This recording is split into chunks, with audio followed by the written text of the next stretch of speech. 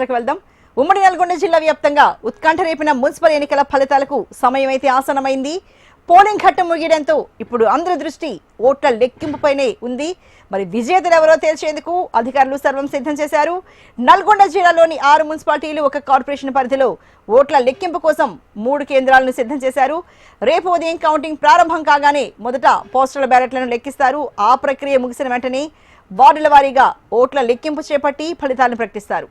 Counting కేంద్రాల వద్ద ఎలాంటి అవాంఛనీయ ఘటనలు జరగకుండా భారీ పోలీసు బందోబస్తును ఏర్పాటు చేశారు. నల్గొండ జిల్లాలో ఓట్ల లెక్కింపుపై మరింత సమాచారాన్ని మా ప్రతినిధి పరమేష్ అందిస్తారు.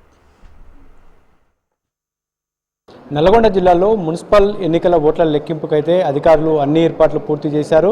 ఏదైతే నల్గొండ జిల్లా సంబంధించినటువంటి 6 మున్సిపాలిటీ, 1 కార్పొరేషన్ సంబంధించినటువంటి అన్ని మున్సిపాలిటీలకు సంబంధించినటువంటి ఏర్పాట్లను అయితే ఇప్పటికే అధికారులు అయితే పూర్తి చేసినటువంటి పరిస్థితి ఉంది.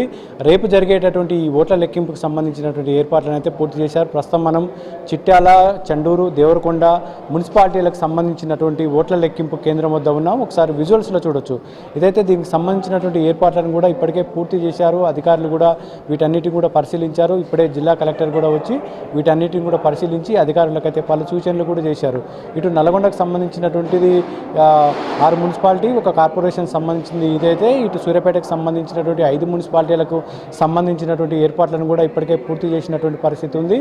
మొత్తానికి అన్ని మున్సిపాలిటీల్లో కౌంటింగ్ ప్రక్రియకైతే సర్వం సిద్ధం చేస్తున్నారు.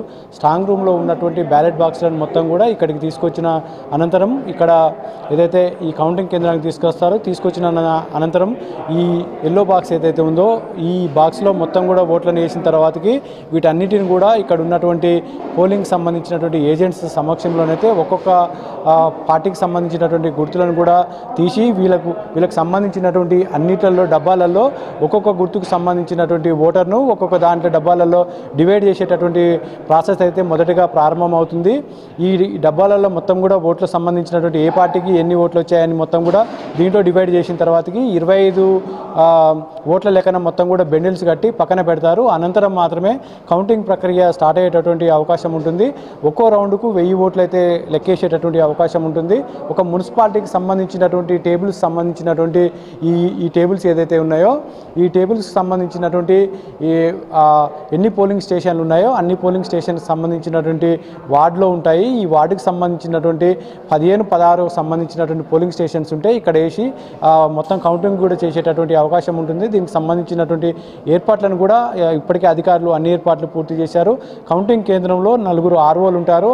ఈ ప్రతి టేబుల్ కూడా 2 సిబ్బంది, దీనికి సంబంధించినటువంటి సూపర్వైజర్ కూడా ఉంటాడు. ఎప్పటికప్పుడు కూడా ఏజెంట్ల సమక్షంలో ఇవన్నీ కూడా జరుగుతుంటాయి. డబ్బాలో వేసిన అనంతరం అయితే ప్రతి ఓటును కూడా క్లియర్గా ఇక్కడ ఉన్నటువంటి ఏజెంట్లకు చూపించిన తర్వాతనే వాళ్ళకి సంబంధించిన గుర్తులు ఉన్నటువంటి ఏదైతే డబ్బాలు ఉన్నాయో దీంట్లో వేసేటటువంటి పరిస్థితి ఉంటుంది. అయితే వీటికి సంబంధించినటువంటి లెక్కింపు ప్రక్రియ ఎలా సాగుతుంది, ఇక్కడ ఎంతమంది సిబ్బంది పాల్గొంటారు ఏంటి అనే విషయాలు అయితే వీటికి సంబంధించినటువంటి ఇన్ఛార్జ్ ఉన్నారు, మనతో మాట్లాడడానికి సుధాకర్ రెడ్డి గారు ఉన్నారు. వీటికి సంబంధించిన విషయాలను అయితే అడిగి తెలుసుకుందాం. అన్న చెప్పండి, ఈ కౌంటింగ్ ప్రాసెస్ ఎలా సాగుతుంది, ఇక్కడ ఎంతమంది సిబ్బంది ఉంటారు?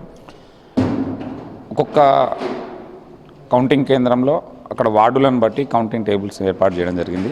ఇక్కడ చిట్యాల మున్సిపాలిటీలో మొత్తం 12 వార్డులు ఉన్నాయి కాబట్టి 12 వార్డులకు సంబంధించి 12 టేబుల్స్ని ఏర్పాటు చేయడం జరిగింది. ఒక్కొక్క టేబుల్లో ఒక సూపర్వైజరు, 2 అసిస్టెంట్లను కేటాయించడం జరిగింది. వాళ్ళకి శిక్షణ కూడా ఇవ్వడం జరిగింది. ఇట్లా ఈ మున్సిపాలిటీ మొత్తంలో 4 రిటర్నింగ్ అధికారులు ఉన్నారు. ఒక్కొక్క రిటర్నింగ్ అధికారి 3 టేబుల్లకు ఇన్ఛార్జ్, అంటే ఆయన ఆ 3 వార్డులకి రిటర్నింగ్ అధికారిగా వ్యవహరిస్తున్నారు. ఈ 3 టేబుల్లో జరిగేటువంటి లెక్కింపు మొత్తాన్ని వారు పర్యవేక్షించుకొని ఈ 3 టేబుల్లో అంటే ఈ 3 వార్డుల్లో గెలుపొందినటువంటి అభ్యర్థులకు ధృవీకరణ పత్రాలు ఇచ్చేది కూడా రిటర్నింగ్ అధికారి. అయితే ఈ కౌంటింగ్ మొత్తాన్ని కూడా మనం 2 దశల్లో చేస్తాం. మొట్టమొదట ఇనిషియల్ కౌంటింగ్ అంటాం, రెండవది డీటెయిల్ కౌంటింగ్ అంటాం. ఇనిషియల్ కౌంటింగ్లో మనం స్ట్రాంగ్ రూమ్ నుంచి ఈ వార్డుకి అంటే ఈ టేబుల్ కేటాయించినటువంటి వార్డులో ఉన్న పోలింగ్ స్టేషన్ని 1 by 1 తీసుకొచ్చి ఆ బ్యాలెట్ బాక్స్లో ఉన్నటువంటి పోలైన బ్యాలెట్లను 25 బండిల్గా చేసుకొని ఆ బ్యాలెట్ పేపర్ అకౌంట్ ప్రకారం సరిచూసుకున్న తర్వాత నెక్స్ట్ పోలింగ్ స్టేషన్ అంటే ఆ వార్డులో ఎన్ని పోలింగ్ స్టేషన్స్ ఉంటాయో అన్ని పోలింగ్ స్టేషన్ ఇనిషియల్ కౌంటింగ్లో బ్యాలెట్లను 25 బండిలింగ్ చేసుకొని ఒక డ్రమ్లో మిక్స్ చేసుకున్న తర్వాత సెకండ్ స్టేజ్లో డీటెయిల్ కౌంటింగ్ చేస్తాం. డీటెయిల్గా అంటే అప్పుడు అభ్యర్థి వారిగా ఓట్లని సెగ్రిగేషన్ చేస్తాం. అట్లా మొదటి ఒక్కొక్క రౌండ్కి 1000 ఓట్స్ని టేకప్ చేస్తాం. 1000 ఓట్స్ని తీసుకొని ఆ 1000 ఓట్స్ని అభ్యర్థి వారీగా సెగ్రిగేషన్ చేసి ఏ అభ్యర్థికి ఎన్ని ఓట్లు వచ్చినాయి అనేటువంటి వివరాలను కౌంటింగ్ సూపర్వైజర్ గారు నమోదు చేసి కౌంటింగ్ ఏజెంట్ల సమక్షంలో అందరికీ అది చూపిస్తూ చేసి వారి యొక్క సంతకాలు తీసుకొని ఇట్లా అన్ని రౌండ్లకు సంబంధించి ఆ వార్డులో ఎన్నైతే ఓట్లు ఉంటాయో ఆ ఓట్లను 1000 ఓట్స్కి ఒక రౌండ్ చొప్పున లెక్కిస్తూ ఆ రౌండ్ సంబంధించిన అన్ని షీట్లను కూడా రిటర్నింగ్ అధికారికి ఇస్తే వారు క్యాలిక్యులేషన్ చేసుకొని ఫైనల్ రిజల్ట్ షీట్ని తయారు చేసి గెలిచినటువంటి అభ్యర్థిని ప్రకటిస్తారు. సో ఇది పరిస్థితి. ఏదైతే వీటికి సంబంధించినటువంటి ఏర్పాట్లను కూడా ఇప్పటికే పూర్తి చేశామని చెప్పేసి అధికారులు ఏదైతే సూచించినటువంటి గైడ్లైన్స్ ప్రకారం కూడా అన్ని కూడా పూర్తిగా చేశాము. 2 దశల్లో వీటికి సంబంధించినటువంటి ఏర్పాట్లు జరుగుతాయని చెప్పేసి కౌంటింగ్ ప్రక్రియకు సంబంధించినటువంటి స్ట్రాంగ్ రూమ్ నుంచి ఏదైతే బ్యాలెట్ బాక్స్లను తీసుకొచ్చి ఈ ఓట్లకు సంబంధించినటువంటి డివైడ్ చేసిన అనంతరం కూడా ఈ అభ్యర్థుల సమక్షంలో ఇవి మొత్తం కూడా చూపించి ఏ అభ్యర్థికి ఎన్ని ఓట్లు వచ్చాయని కూడా డివైడ్ చేసిన అనంతరం కౌంటింగ్ అయితే జరుగుతుంది. ఇక్కడ మొత్తం కూడా రిటర్నింగ్ అధికారి సమక్షంలో జరుగుతుంది. గెలుపొందిన అభ్యర్థులకు ఇక్కడనే వీటికి సంబంధించినటువంటి నియామక పత్రాలు కూడా ఇస్తారు కాబట్టి ఎక్కడ కూడా అభ్యర్థులకు ఎలాంటి సందేహాలు లేకుండా వెంటనే ఏమైనా నివృత్తి ఉన్నా కానీ రీకౌంటింగ్ ఏమైనా పెట్టినా కానీ వాటికి ఎమ్మంటే చేసే విధంగా కూడా ఇప్పటికే అధికారులు ఈ సిబ్బందికి సంబంధించినటువంటి ఎక్కువ మొత్తంలో మోహరించినటువంటి పరిస్థితి ఉంది. ఇటు పోలీస్ సిబ్బంది కూడా ఈ కౌంటింగ్ కేంద్రాల వద్ద ఎలాంటి ఇబ్బందులు కాకుండా కూడా భారీగా పోలీసు బందోబస్తును కూడా ఏర్పాటు చేశారు. ఉమ్మడి నల్గొండ జిల్లాలోని 6 మున్సిపాలిటీలకు ఒక కార్పొరేషన్ సంబంధించినటువంటి ఏర్పాట్లు జరుగుతున్నాయి. ఇటు సూర్యాపేటకు సంబంధించినటువంటి 5 మున్సిపాలిటీలో కూడా ఈ ఎన్నికలు జరగడానికైతే అధికారులు అన్ని ఏర్పాట్లు పూర్తి చేసినటువంటి పరిస్థితి కూడా చూడొచ్చు. రేపు ఉదయం 8 గంటలకైతే ఈ కౌంటింగ్ ప్రక్రియ అయితే మొదలుగానుంది. ఇది ఇక్కడ ఉన్నటువంటి పరిస్థితి. కెమెరామ్యాన్ సలీంతో పరమేశ్, HM TV, నల్గొండ నుండి.